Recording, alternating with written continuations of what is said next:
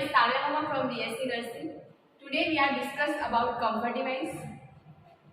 Comfort device ऐसे device जिससे patient को कंफर्ट मिलता हो और डिस्कम्फर्ट से रिलीफ होता हो।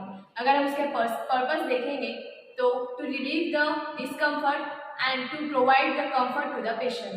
फर्स्ट कंफर्ट डिवाइस की बात करें तो फर्स्ट कंफर्ट डिवाइस है हमारा रबर और कॉटन है, जिसकी वजह से हमारे हील्स और एल्बो यानी कि कोनी और घुटन में रिलीफ देने के लिए रबर और कॉटन रिंग्स का यूज किया जाता है। ये हमारे बेड सोर यानी कि कोई भी इंजरी या टिश्यू का डैमेज हुआ हो तो उसमें रिलीफ देने के लिए रबर और कॉटन रिंग्स का इस्तेमाल किया जाता है। हेमोरॉइडेक्टॉमी यानी कि ऐसी कोई सर्जरी जिससे हेमोरॉइड्स को रिलीज करा गया हो, इसके लिए रबर और कॉटन रिंग्स का भी यूज किया जाता है। दूसरा हमारा कंफर्ट डिवाइस है एयर और वाटर मैट्रेस।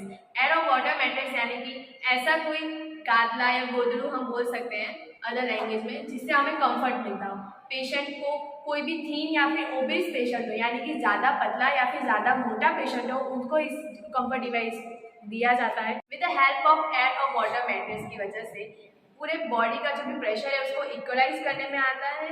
और ऑफकोर्स अगर ये कंफर्ट डिवाइस है तो कंफर्ट तो मिलेगा, तो पेशेंट को कंफर्ट प्रोवाइड करने में आता है और उसका डिस्कम्फर्ट रिलीव करने में आता है। ये एयर का भी बना हुआ हो सकता है और वाटर का भी बना हुआ हो सकता है। एयर और वाटर मैट्रेस का एक ये भी पर्पस है कि कोई भी क्रॉनिक या फिर बेड रिडन पेशेंट्स हो जिनको क्रॉनिक इंजरी हो उनको हम कर सकते हैं। दूसरा हमारा कंफर्ट डिवाइस है एयर कुशन। एयर कुशन एक राउंड शेप में होता है और रबर का बना हुआ होता है, उसके अंदर एयर फीड करने में आता है। दूसरा अगर हम उसका यूज देखें तो वो कभी भी डायरेक्ट कांटेक्ट में पेशेंट को नहीं दिया जाता है, उसका कवर आता है, उसको ढक के हम पेशेंट को प्रोवाइड करते हैं। उसको डायरेक्ट कांटेक्ट में हम कभी भी पेशेंट के नहीं लाते हैं। अगर हम उसका पर्पस देखें प्रेशर को रिलीज करने के लिए यूज होता है और ऑफकोर्स अगर वो भी कंफर्ट डिवाइस है तो पेशेंट को कंफर्ट प्रोवाइड करेंगे और डिस्कम्फर्ट को हम उसको रिलीज करेंगे।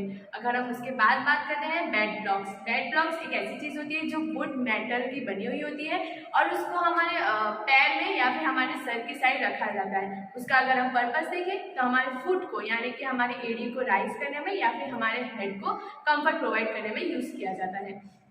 अगर हम उसके बाद बात करें तो बेड क्रेडल एक ऐसी चीज़ होती है जो वाइडली इन साइज मतलब अलग अलग साइज की आती है और उसका मटेरियल भी अलग अलग प्रकार का हो सकता है। वो वुडन मेटल और इलेक्ट्रिक्स की बनी हुई होती है। वो एक सेमी सर्कुलर होती है शेप में और वो मेड अप ऑफ मतलब वो वुड और मेटल की बनी हुई होती है। उसका अगर हम पर्पस देखें तो कोई भी बर्निंग पेशेंट हो या फिर जो जल गया हो कोई पेशेंट उसके लिए यूज़ करी जाती है ताकि जो भी उसके टॉप क्लोथ्स है मतलब ऊपर के जो कपड़े हैं वो उसके डायरेक्ट कांटेक्ट में ना आए। इसकी वजह से हम बेड क्रेडल को यूज़ किया जाता है। स्पेशली अगर हम देखें तो ये बर्न पेशेंट के लिए ही यूज़ होती है। और एक इलेक्ट्रॉनिक बेड क्रेडल भी आती है जो कि सिर्फ एक शॉक पेशेंट होते हैं उनके लिए यूज़ करी जाती है। ट्रॉकेंटर रोल्स, इसका पर्पस ये है कि कोई भी external rotation of the legs and patient in supine position कि ताकि कोई भी मतलब एक्सटर्नल रोटेशन ना हो पैर का, इसकी वजह से ट्रॉकेंटर रोल्स यूज़ करने में आते हैं।